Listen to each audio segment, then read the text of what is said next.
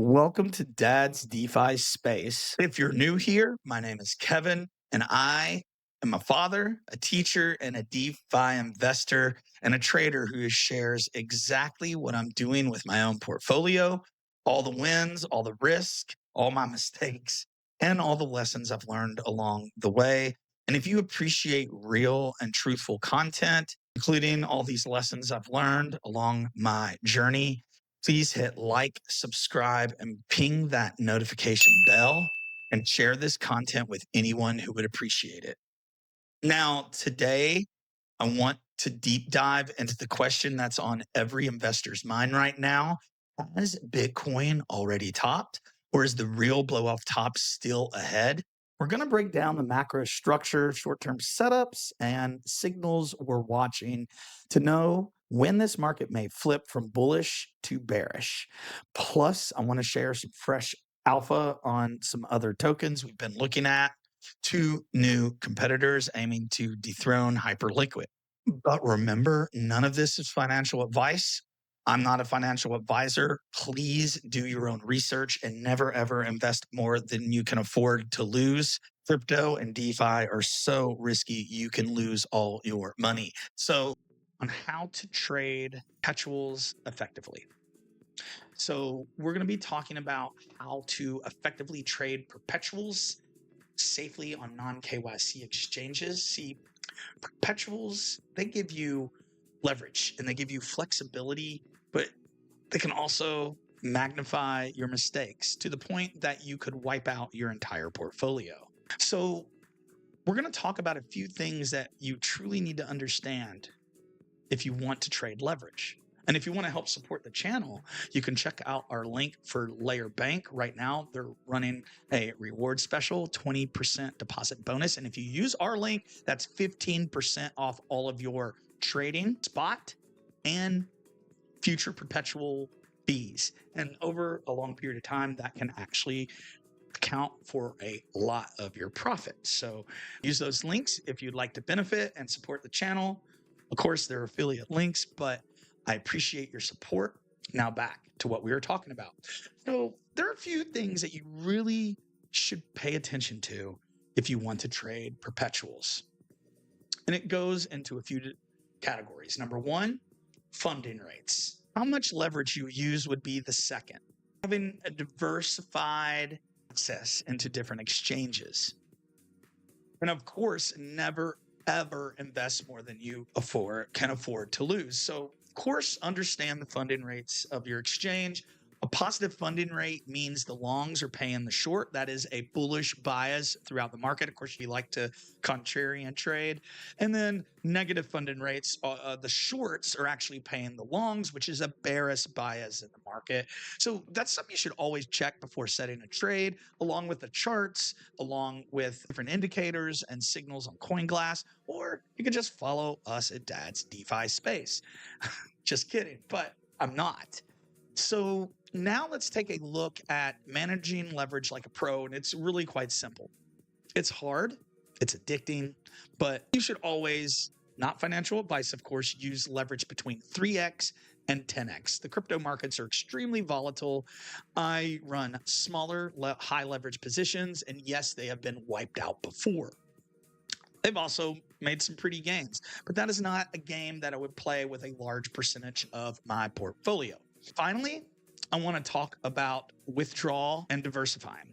You never want to keep all of your trading monies or any cryptos for that matter on a singular exchange. Exchanges can be dirty in a way.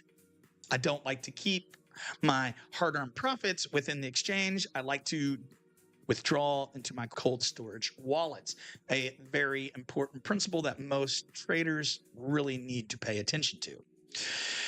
Also, you need to have the knowledge to trade both centralized exchanges like LayerBank, Blofin, or maybe some of the big boys like Bybit, and then also completely decentralized perp exchanges like GMX, Hyperliquid, Avantis, and Aster, which we've talked about all of those on this channel.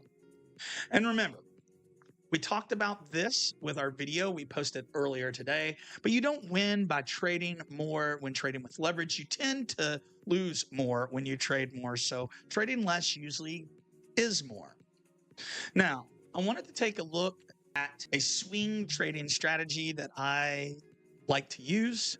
Of course, these are my trading techniques, but I wanted to go over the indicators that I like to look at, and then how I time and plan my entries and my exits. First and foremost, my time frame is usually weekly, but when I'm charting, I tend to use the daily and the 4-hour when trading.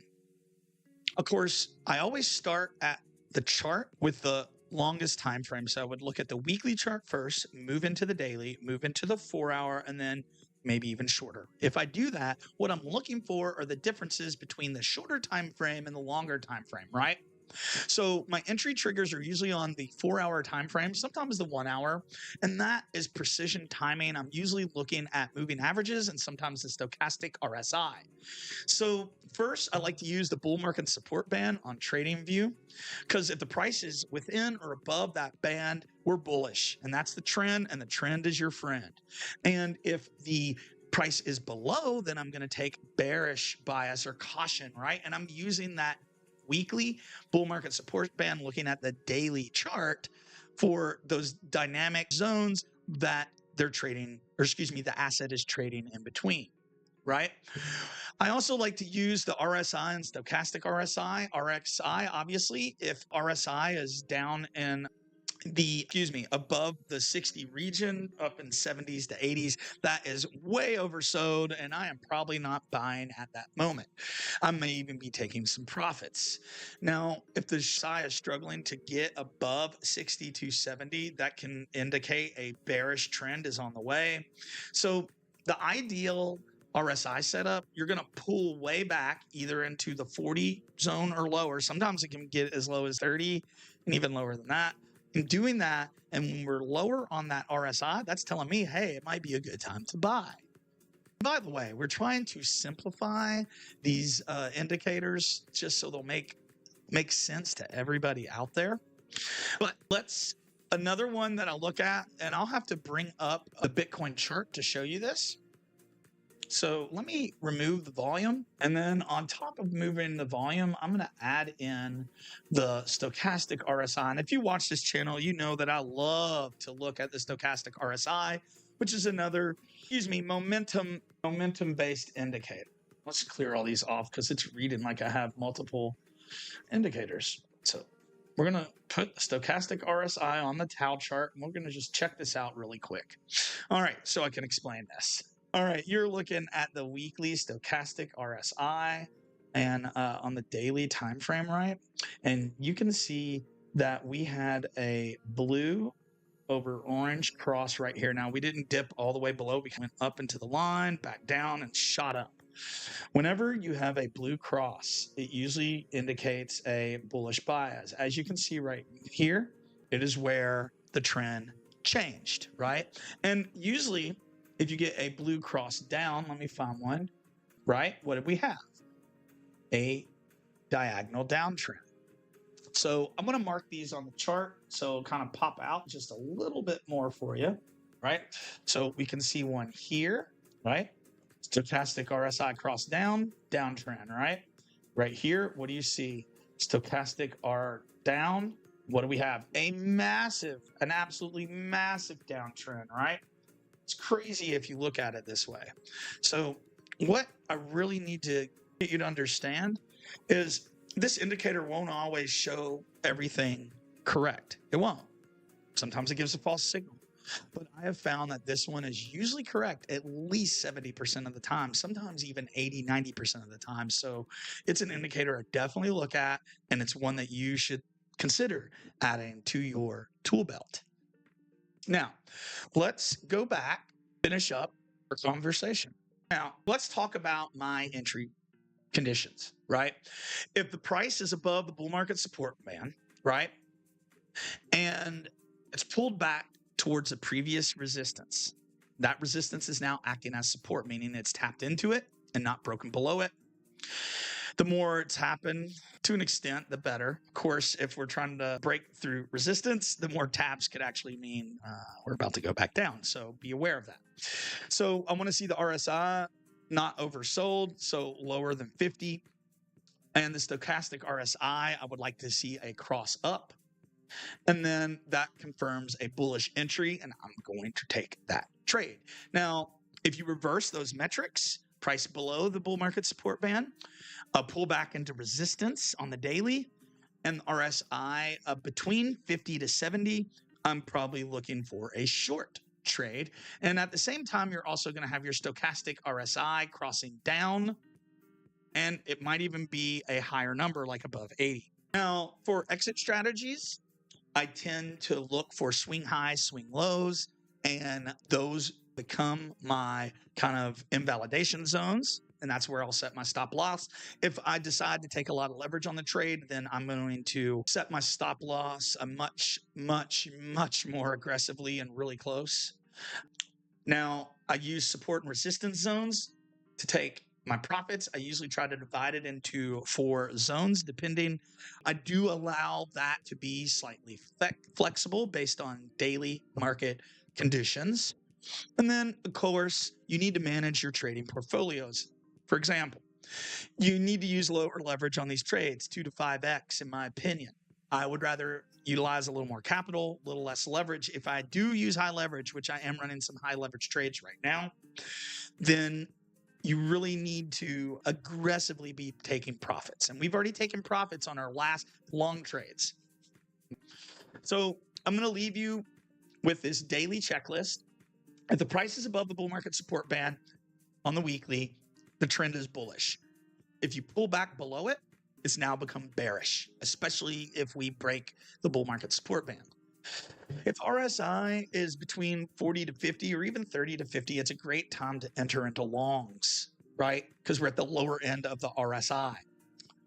If you're using the stochastic RSI, we want to see a blue stochastic cross up, especially less than 20. That's even better. If you also, during this time, you should pay attention to volume. If volume is going down, price is going up, that's usually not a good sign, and vice versa. If volume is going up and price is going down, that's not a good sign either.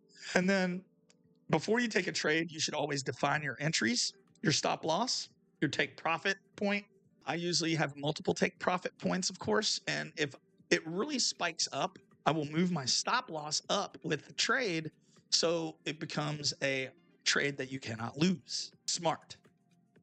Now, if you have any questions about trading perps or trading spot for that matter, feel free to send me a message on Telegram at DadDeFi1013 or join our free Telegram group at Dad's DeFi Space. And of course, support the channel by checking out our link for LayerBank, a 20% deposit bonus and 15% off all trading fees, including perps. Also, we have good deals with Blofin and Weeks.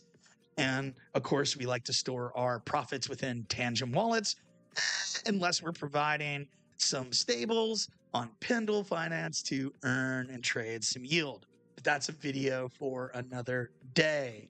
Well, like I said, I hope this gave you a lot of good information. You kind of got a little mini perp trading masterclass with Dad's DeFi Space. So you're welcome. And of course, let's take a look at a couple of my trades before we move on to the next part of the stream. So right now, we're looking actually at the Avant chart, which is turned quite bullish today, as you can see. Quite bullish today. So we'll need to take a look at those positions. This is my Ethereum long on LayerBank. We are up 125%, as you can see here, which is awesome. This is our referral code, but you can find that in the description if you'd like that 20% deposit bonus. I think it's awesome. I'm up about $76 on this Ethereum trade. I've already taken 25% out at this point, and just kind of watching it and see where we go today. I may take another 25% if we start losing, but right now I'm just going to let it ride. And of course, this is Blofin, and we're going to take a look at our assets on here. I'm going into my futures account. You can see that we have a position here. It's looking pretty good. I like it. I like it. It is up 75%. It's an Ethereum trade. 3,876 was my average price. I'm only using around $100 of collateral, and I'm up around $61 right now. And then we also have, excuse me, our bot, which let me see if I can access this on the desktop. That's right where we were. It's crazy. It's not showing it here. Let's go back to our futures chart. I just saw them. So let's actually go down and check out our trading bot. We're taking a look at my trading bot. It's a future grids bot. This trading bot has been awesome. Basically, a bot just ladders you in and ladders you out of your position, much like an LP, but it can be much more strategic. I've been running a bullish trading grid bot on a 15x leverage on Ethereum between 33.96 and 43.91, and it only just under $200, and I'm already at 50% profits over what I think I've been running this for about 4.5 days. So these bots are going to be great when dad gets busy, and cool to check out on Blofin. So if this helps you, please drop a comment, subscribe, hit that bell so you don't miss my next moves. Join our free Telegram group or check us out at dadsdefispace.org. Help support the channel by checking out our links, non-KYC exchange, Blofin, and Weeks. That is what I trade on. And stay tuned. I'm going to be releasing a video on Aster in the near future. Hope each of you enjoy the rest of your day. And I want to thank you for taking some time out to help support my channel and my mission. Go find us over at Dad's DeFi Space on X at CryptoZone 1013. And until next time, ladies and gentlemen, stay strong out there. Touch some grass. Peace.